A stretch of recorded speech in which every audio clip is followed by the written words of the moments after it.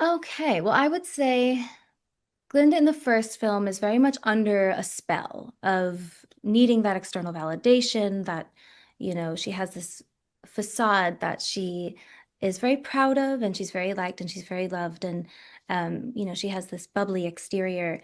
And in the second film, that still exists, but it's been kind of warped and turned into this really um, devastating presence. It's not being used for good. Her light is not being used for good.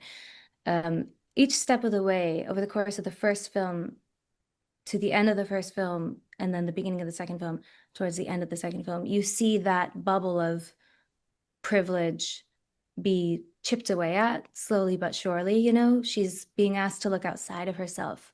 I think the first moment where she actually gets to do that is in the first film at the Ozdas Ballroom, and Elphaba gives her that invitation, and she takes it.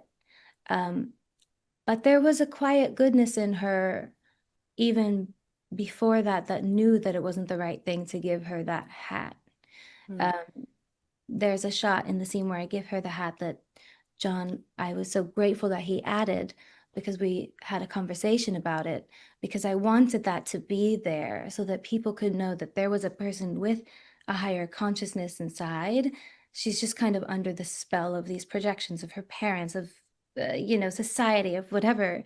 Um, and it's beautiful to see her finally get to reconnect with that young Glinda who now has a cameo in this movie, which I'm also so grateful for, to John, for adding that, because I think that she deserves that context of, these beliefs that were placed on her that made her how she is in the first film in the first place. I think Mm. it's a similar childhood trauma that to the one that Elphaba has. It's interesting because when you Mm. really think about it, they were both made to believe in certain ways that they weren't enough.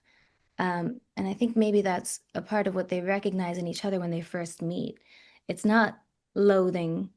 It's We're interested. It's intrigue. It's, oh, am I looking in the mirror in a weird way? Do we Mm. both feel this tremendous pressure, but it's just showing up completely differently? Mm. Um, and yeah, I think that's ultimately why they need each other.